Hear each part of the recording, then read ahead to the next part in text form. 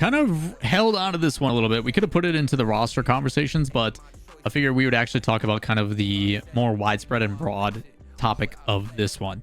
We're going to be talking today about the Alcadzia roster. If you guys don't know them from the MENA region, they came in open 1, 2, and 3, picking up the former like Dawn roster. If you guys don't know that, it was Dr. Known, Ops, and Nush. They've had some highs and lows. I think obviously everybody knows about Twisted Minds and Falcons, but Alcadzia has kind of been a safe top 4. They've been pretty consistent. They've got a top 4, a top 8 performance. They had a falling out of like 9 to 12 where they lost to Team Rock, the other super young team that they used to be presented by, and now have found a new iteration.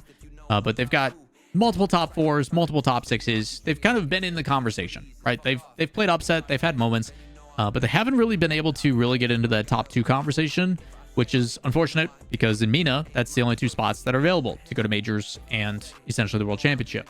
Obviously, as you guys know, what's different this year is we now have LCQs, the last chance qualifier, to where if MENA performs very, very well at major international tournaments, then they can unlock one final spot and come in as like the 17, 18, 19, or 20 seed, depending on how the team does.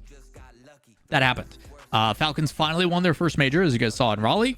And Twisted Minds, although 2/3 import, have Nalpa, who's playing very well, and also a top 6 finish, which, ironically enough, makes MENA the #1 seed into LCQs. So, because of that, MENA now has one open spot. You guys should already know all that. You guys should already be familiar with all that information. What you guys probably aren't familiar with is the fact that these 3 players all simultaneously tweeted a thumbs up. And people didn't know why.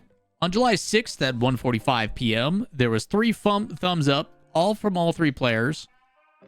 And people were kind of curious on what the heck is going on. Well, Shift does what they do best, a little bit of a deep dive, and they presented us with this a short 15 minutes later. Dr. Known, Nush, and Ops played a best of 3 series set match against Raziers, former Chiefs, Tox, and Toxic to see who would represent Alcadzia in the MENA RLCS LCQ.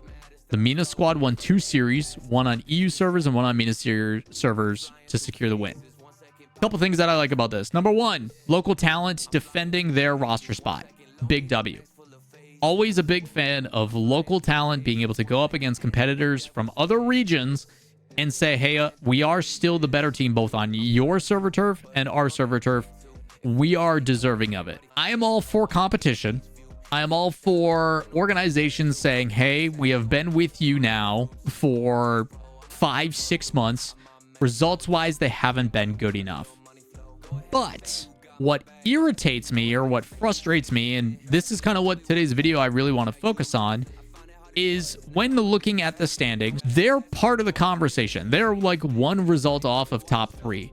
Vision, Rock, and Alcadzia are all the 3 teams that are part of the conversation for who should be LCQ favorites. What is more of a big and widespread situation, it seems like short-term thinking on Alcadzia's part, which is what leaves a bad taste in my mouth. If I'm signing to an organization, the hope is that they see the project through.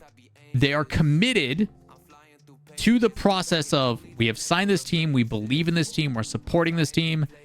And what's crazy is for them to make that decision before they even see how things play out. There is nothing saying here that, okay, those teams like Toxic, Raziers, those teams like we've talked about with AJG and those guys with Synergy, there's nothing to be said that, hey, LCQ goes down, those guys play upset, they make worlds.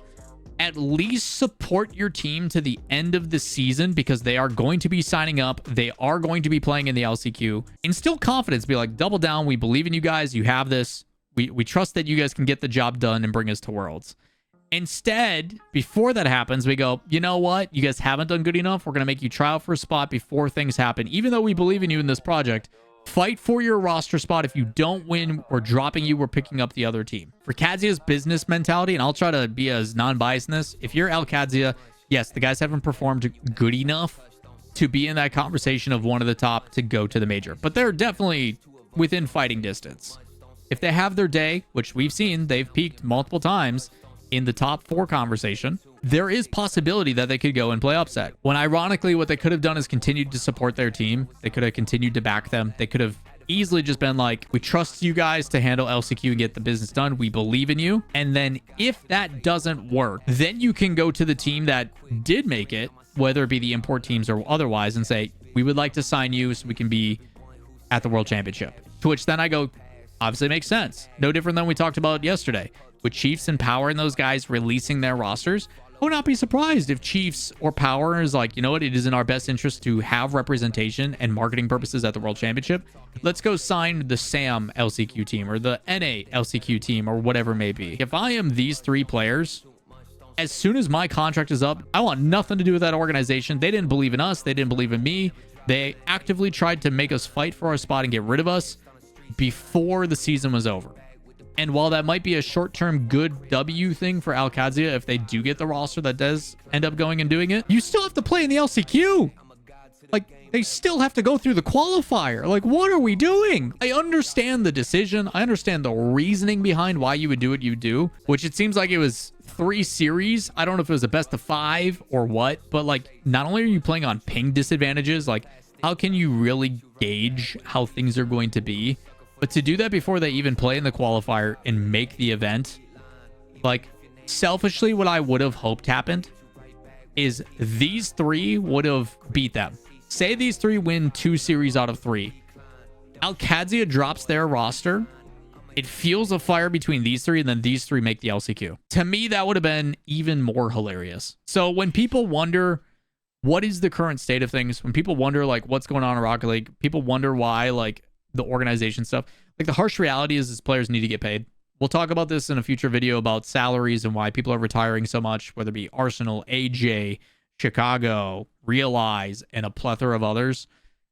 Financially, you are kind of strong-armed into having an org and having financial support and not. And that brings us to what I want to finally talk about in this video. For a very long time in the RLCS, players had all the control, all the say, because when you own 2/3 of the spots, so as long as 2/3 of your team stays together, you have the RLCS points, you get the advantages, you get the seeding benefits. When it is in the hands of players, orgs have never really had the power of negotiation or the ability to say, hey, we need to enforce these rules because you're kids and this isn't good for us. You need to show up to these things. You need to do the meet and greets. You need to make content. Players were getting paid so much that they're like, no. And orgs couldn't really enforce anything because they had no leverage. They couldn't do anything. And now because less and less orgs are coming in, salaries are lower and lower, you are starting to see that power shift. And unfortunately, when orgs are also in a very desperate need for cash, it doesn't really go well. Like, you're seeing these organizations that continue to only rely on sponsorship money be an issue rather than trying to build revenue or ways to actually generate revenue in a more healthy way. So you're starting to see I do like the fact that orgs are having a little bit more say and a little bit more control and can kind of put their foot down and say, you know what, you need us just as much as we need you. Let's make this a healthy relationship. But on the other side, you're starting to see some bad players come in that only have money in mind and don't care about these young kids. And you're seeing them be exploited for that reason. So it is a overcorrection that I'm a little concerned about. And unfortunately for players that are trying to pursue this full time, you don't really have a choice. Unless you're grinding content and you're making a name for yourself and you're earning funds elsewhere, we're going to see some pretty ugly stuff going on. So it'll be interesting to see how this evolves. It's the main reason I wanted to talk about this. Number one, like, slap on the wrist for Alcadzia. What are you guys doing? There's so many better ways you went about this. And on the other side, I feel for the kids. Kudos on holding your spot. Kudos on showing you are the better team, and best of luck in LCQs. And as soon as that contract negotiation or that contract expires, hopefully your results speak well enough and you can drop that org for not believing in you. I don't know. It's a tough situation. Either way, more stuff to come with LCQs and everything. They will be competing literally this coming week. It is right around the corner. So if you guys have any questions, comments, concerns, let me know down below. Roster talk, salaries, and stuff coming up here in a bit. If you want to make sure you don't miss out on it, like, subscribe as always. We'll catch you on the next one. Peace.